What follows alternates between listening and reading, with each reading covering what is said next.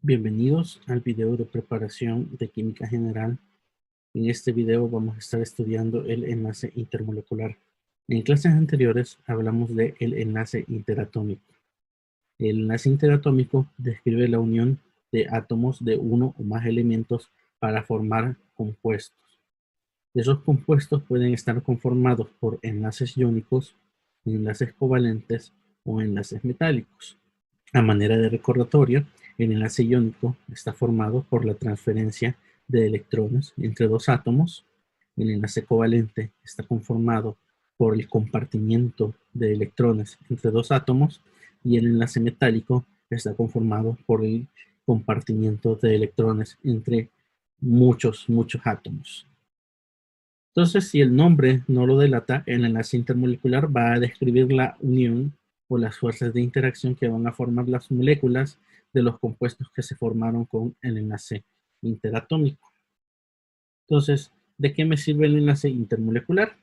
El enlace intermolecular me va a describir o me va a ayudar a predecir las propiedades físicas que se van a manifestar de manera macroscópica por el compuesto. Dos de ellas que vamos a estudiar en esta clase sería el punto de ebullición de las sustancias puras y la solubilidad de la sustancia en varios solventes. Recordando, el punto de ebullición representa las condiciones de temperatura y presión en la cual una sustancia líquida se va a convertir en gaseosa. Y pues el procedimiento en el cual una sustancia líquida se convierte en gaseosa, recuerden que las partículas dentro del líquido absorben energía de algún medio exterior para poder romper todas las interacciones intermoleculares y poder escapar libres en forma de gas. En ese caso, estaríamos diciendo que pues, mientras más difícil sea romper esas fuerzas intermoleculares, va a requerir entonces más energía para poder escapar. Y eso pues es decir que va a ser un punto de ebullición más alto mientras tenga fuerzas intermoleculares más fuertes. Voy a tener un punto de ebullición más bajo si mis fuerzas intermoleculares son más débiles. Y en el caso de la solubilidad, lo que estaríamos estudiando sería la manera en la cual las moléculas de sustancias diferentes van a interaccionar. Si las moléculas de las sustancias diferentes interaccionan de forma favorable respecto a cómo interaccionan cuando se encuentran separadas, entonces vamos a tener que mis sustancias van a ser solubles, o sea que pueden crear una mezcla homogénea. Pero si las fuerzas de interacción no son favorables en comparación a las fuerzas de interacción de la sustancia pura, entonces yo voy a tener una sustancia que sería no soluble. Y entonces va a haber sustancias que son solubles en una categoría de solventes, por ejemplo el agua, y va a haber otras sustancias que van a ser solubles en la otra categoría de solventes, como sería el hexano. De hecho, los solventes que se parecen al agua se les describe como solventes polares y los solventes que se parecen al hexano se les describe como solventes no polares. Ok, hablemos entonces de la clasificación de dichas interacciones intermoleculares. Las interacciones intermoleculares van a estar controladas por atracciones electrostáticas entre las moléculas que están presentes y los electrones que están dentro de dichas moléculas. Y dado que las interacciones dependen de las atracciones entre cargas, los iones también son capaces de participar en este tipo de interacciones.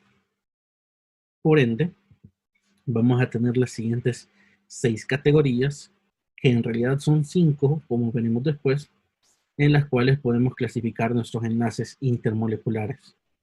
Primero tendríamos la interacción ion-dipolo, luego tendríamos el puente de hidrógeno, tendríamos la interacción dipolo-dipolo, tendríamos la interacción ion-dipolo inducido, tendríamos la interacción dipolo-dipolo inducido, y por último, la más débil de todas sería la interacción dipolo inducido. Para evitarse el trabalenguas, ustedes le pueden llamar las fuerzas de dispersión o las fuerzas de London.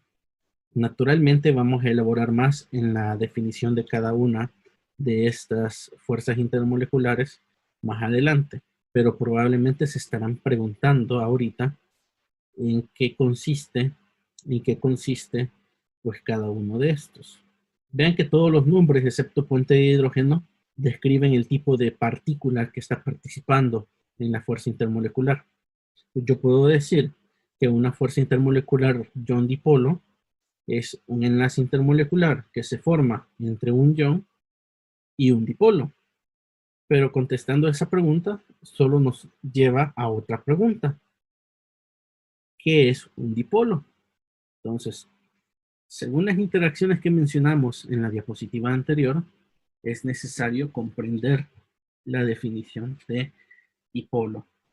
Dipolo literalmente significa dos polos, o sea que se refiere a una molécula que le vamos a llamar una molécula polar que va a tener dos polos, un polo positivo y un polo negativo. Un polo positivo va a ser una región con una deficiencia relativa de electrones y el polo negativo va a ser una región con exceso relativo de electrones. Ahora bien, acuérdense, las moléculas son estructuras neutras, porque si no fueran neutras estuviéramos hablando de iones poliatómicos, que pues entonces entrarían en la categoría de iones. Así que pues aunque no manifiestan cargas puntuales positivas o negativas, van a tener zonas en donde existe riqueza de electrones y empobrecimiento de electrones. En el sentido que, por ejemplo, hablando de la molécula del agua, como el oxígeno es más electronegativo que el hidrógeno, entonces los electrones del enlace van a acercarse más al átomo de oxígeno que al átomo de hidrógeno. Esto quiere decir que la zona alrededor del átomo del oxígeno va a tener una abundancia de electrones y la zona alrededor de los átomos de hidrógeno va a tener una deficiencia de electrones. Por lo tanto, nosotros podríamos afirmar que el oxígeno va a ser un polo negativo, mientras que los hidrógenos van a ser un polo positivo dentro de la molécula, a pesar de que la molécula del agua en sí va a ser una molécula neutra. Ok, entonces pues para poder utilizar la clasificación de las fuerzas intermoleculares, hoy que ya sabemos que es un dipolo, tenemos que saber cómo clasificar las moléculas como dipolos, si son dipolos o no son dipolos. Entonces, a las moléculas que forman dipolo de manera natural le vamos a llamar moléculas polares.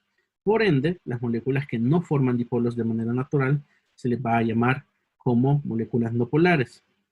Un sinónimo de molécula polar sería un dipolo permanente, mientras que un sinónimo de molécula no polar se le llamaría dipolo inducido, porque pues no forma dipolo de manera natural, sino que de manera artificial, que ahí donde entra el nombre de inducción.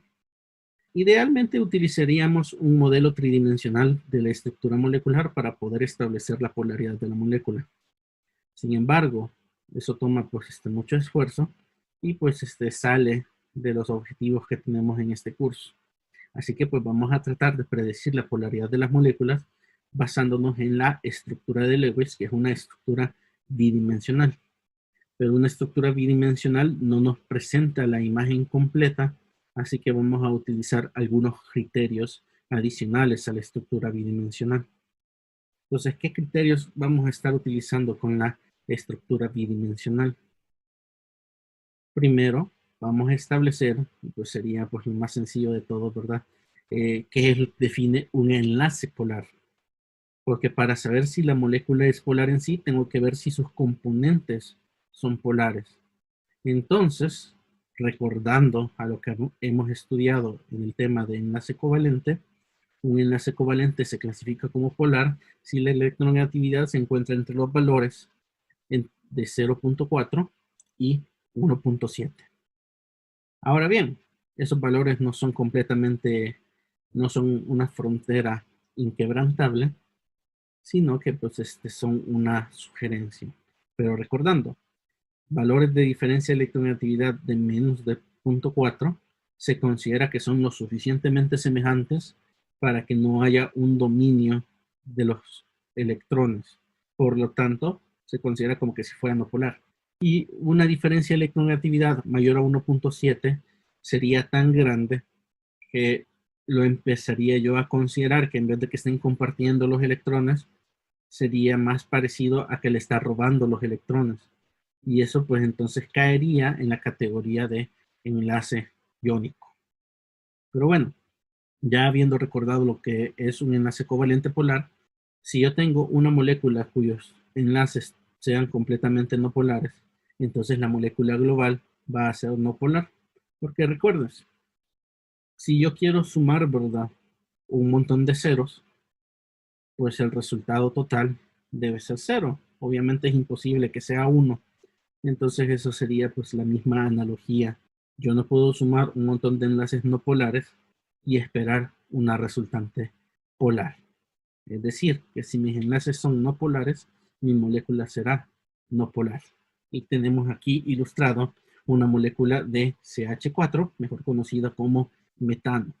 La diferencia de electronegatividad entre el carbono y el hidrógeno es lo suficientemente pequeña para que el enlace CH se considere como que si fuera no polar. Y debido a que los únicos 4 enlaces que aparecen en mi molécula son enlaces CH, entonces yo puedo estar perfectamente seguro de que la molécula de CH4, metano, no será polar. Pero ¿qué pasa si la molécula sí posee enlaces polares? Tenemos que agregar un criterio adicional. Entonces, en este caso, vamos a analizar la simetría de la molécula, en particular la simetría radial de la molécula. Entonces, una molécula que presenta simetría radial va a ser no polar, aunque sus enlaces individuales sean polares. Y aquí pues vamos a manifestar dos ejemplos. El ejemplo de la izquierda es una molécula CCl4 que se conoce como tetracloruro de carbono, y el ejemplo de la derecha, CHCl3, una molécula conocida como cloroformo. Cuando me refiero a simetría radial, estamos hablando que si yo trazo un eje que corta en el centro de la molécula, en este caso sería en el átomo central de la molécula, voy a dejarlo dividido en dos partes que son iguales. Y lo interesante de esto es que pues si lo hago con respecto al centro, no importa qué recta tome, me van a quedar dos lados iguales, dos hemisferios, como le diríamos.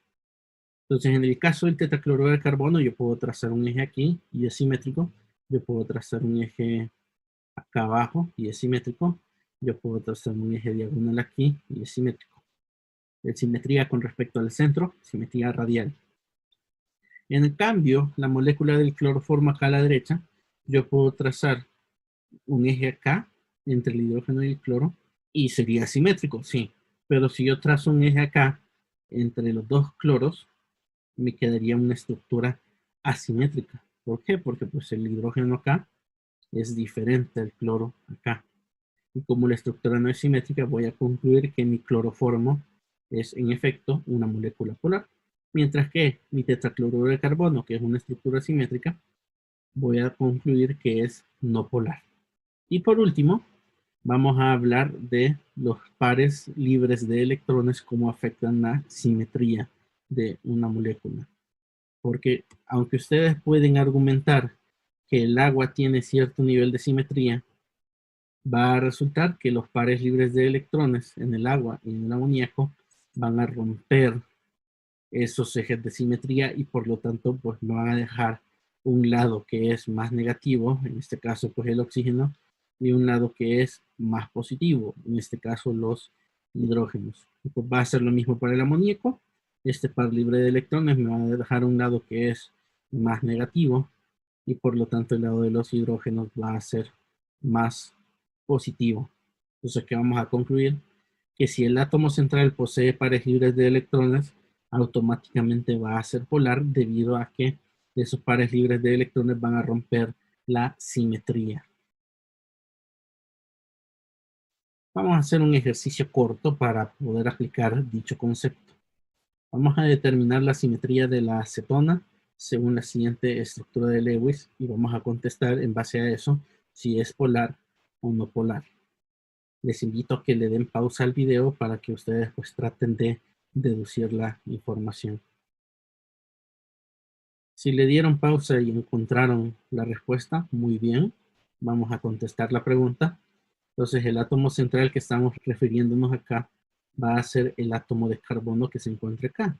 Entonces, yo puedo trazar un eje vertical acá, y ese eje vertical me va a partir a la acetona en un lado izquierdo y en un lado derecho. Esos lados izquierdo y derecho serían perfectamente simétricos.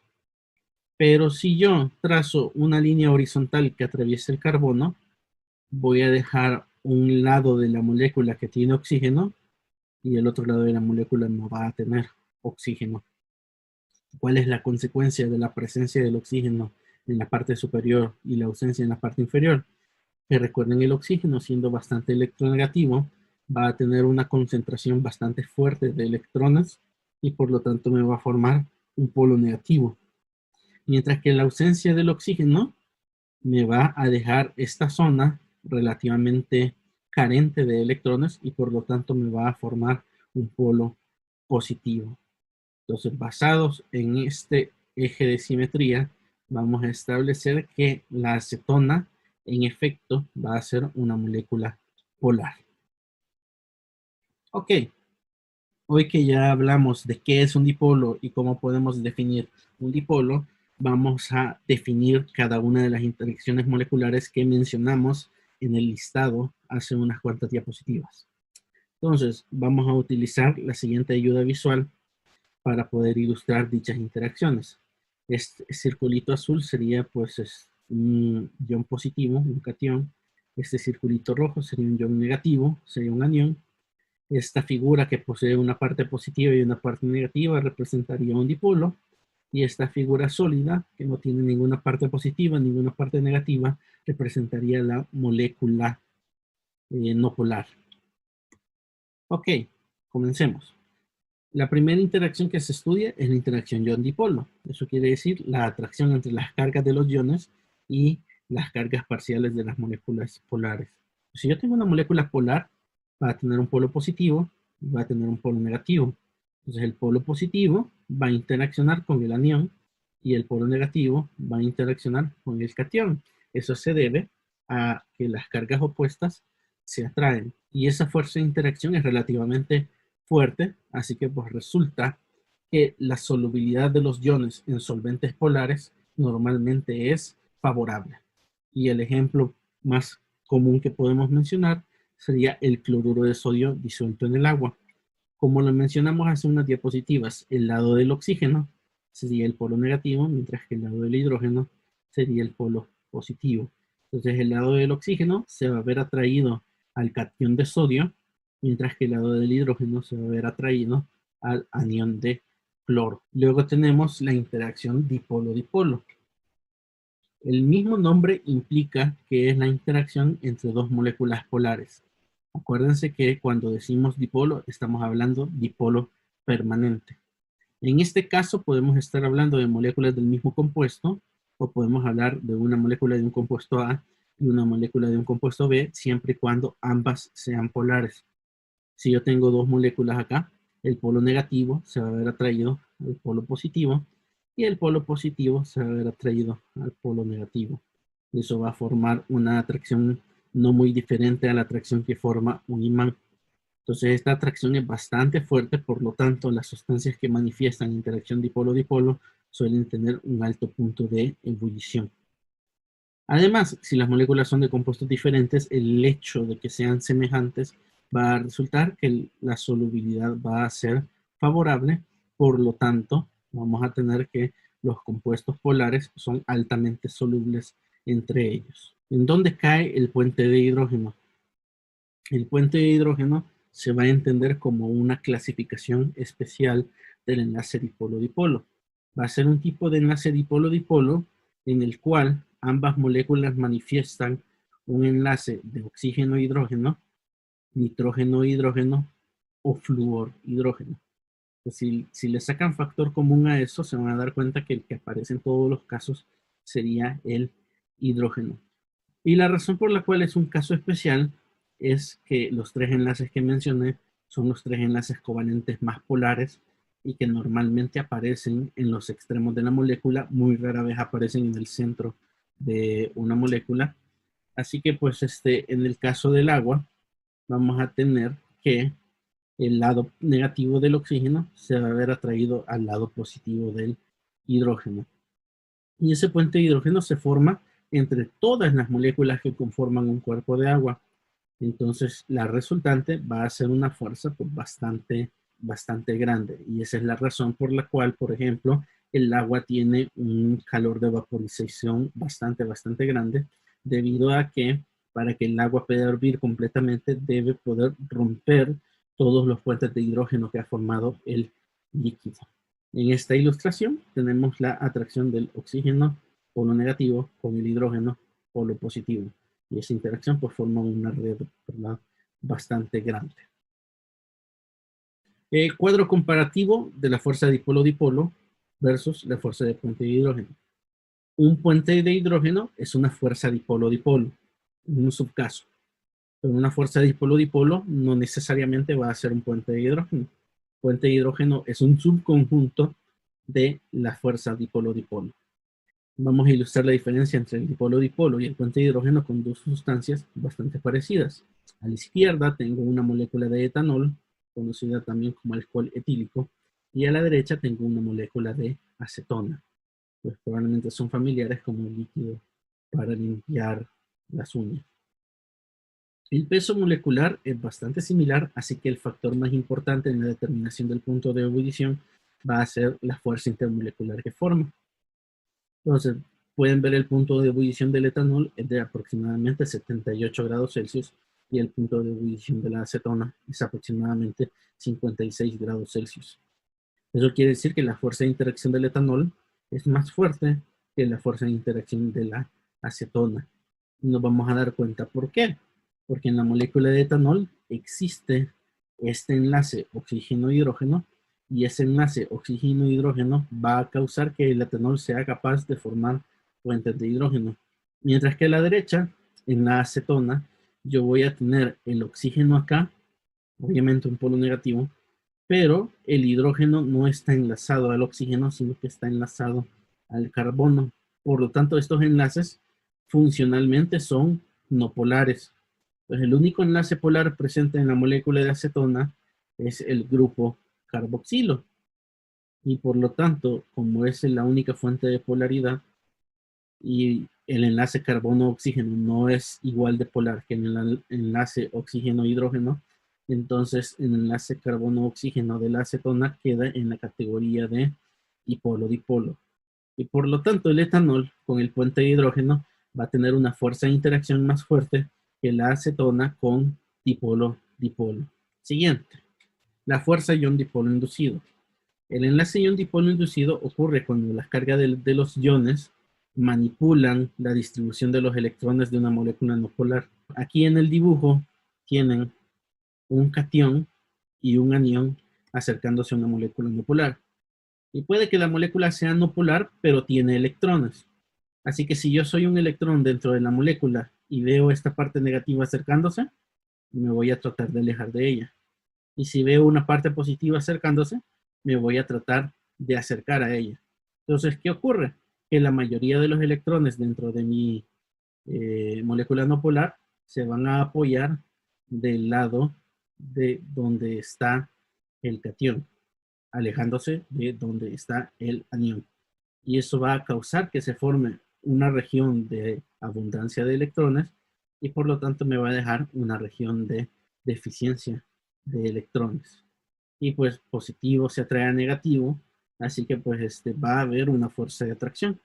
Este proceso es reversible. En el momento que yo quito los iones, el dipolo se va a regresar a su estado normal y por lo tanto va a desaparecer.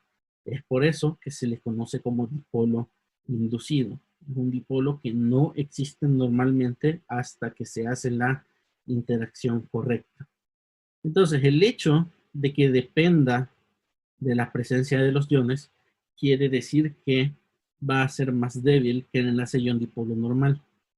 Entonces, como va a ser más débil, la solubilidad de las sustancias iónicas en sustancias no polares va a ser muy pequeña. Por ejemplo, en el caso del cloruro de sodio y el benceno, el cloruro de sodio está unido por un enlace iónico. Entonces, pues para poder disolver el cloruro de sodio en benceno, tengo que romper un enlace iónico y formar una interacción ion-dipolo inducido. Pero la interacción ion-dipolo inducido es bastante débil, por lo tanto no me va a producir la suficiente energía para poder romper en primer lugar el enlace iónico del cloruro de sodio. Y es por eso que la solubilidad del cloruro de sodio en benceno va a ser muy baja como resultado. Entonces tenemos la interacción dipolo-dipolo inducido. La interacción dipolo-dipolo inducido en naturaleza es similar a la interacción ion-dipolo inducido. Y la única diferencia sería, en vez de tener cargas puntuales, cationes y aniones, serían los polos que conforman el dipolo los que causarían el desbalance en los electrones dentro de la molécula no polar. Imagínense los electrones dentro de la molécula no polar. Cuando se ven sujetos a un polo negativo, van a experimentar una fuerza de repulsión, y cuando se ven sujetos a un polo positivo, van a experimentar una fuerza de atracción. Entonces, viendo el esquema que tenemos acá, un electrón se vería atraído por el polo positivo, y pues eso causaría la formación de un polo negativo, y ese polo negativo pues conllevaría la formación de un polo positivo en la parte opuesta de la molécula. Entonces, esa interacción va a ser bastante débil, debido a que si ustedes retiran los dipolos permanentes, el dipolo inducido va a regresar a su forma original. Por lo tanto, esa fuerza de interacción no favorece la solubilidad. ¿Por qué? Porque pues es mucho más débil que la interacción dipolo-dipolo que experimenta la sustancia pura. Como pueden ver en la codificación de colores que tenemos acá, imagínense, los dipolos permanentes van a tener una atracción permanente dipolo-dipolo, mientras que en la molécula no polar va a tener una atracción temporal dipolo-dipolo inducido, que va a ser más débil que la interacción dipolo-dipolo, por lo tanto no puede competir, por lo que la solubilidad va a ser muy baja. Y el ejemplo clásico que les podemos poner con eso sería el agua con el aceite. Por último, tendríamos la interacción dipolo inducido, la cual pues conlleva varios nombres. Le pueden llamar fuerzas de dispersión, fuerzas de London, o incluso fuerzas de dispersión de London. Ocurre entre moléculas no polares. Al crearse dipolos al azar, esos dipolos pueden inducir dipolos en sus vecinos. Imaginemos, tenemos una molécula no polar acá con su distribución electrónica, y de nada los electrones pues se balancean de un lado, creando un dipolo temporal, y ese dipolo temporal va a interaccionar con moléculas vecinas, creando un dipolo temporal. Y esa creación de dipolos se propaga pues a lo largo de la sustancia. El problema es que no hay ninguna fuerza generando esos dipolos. Esos dipolos están producidos al azar. Entonces, si comienzan a desaparecer los dipolos, los demás van a desaparecer también. Por lo tanto, es la fuerza más débil de todas las fuerzas de interacción que hemos visto el día de hoy. Y a pesar de todo, la solubilidad entre moléculas no polares va a ser muy favorable, debido a que no tiene que competir con una fuerza de interacción mucho más fuerte para poder disolverla, sino que está compitiendo con una fuerza del mismo nivel. Y todo eso pues se resume en lo que habíamos dicho: lo semejante disuelve a lo semejante. Y como ejemplo mencionamos el benceno y el tolueno, que pues son muy solubles entre ellas. Pues, sin más que agregar, me despido. Gracias por haberme prestado su atención, y nos estamos viendo más adelante. Les deseo mucho éxito en sus estudios.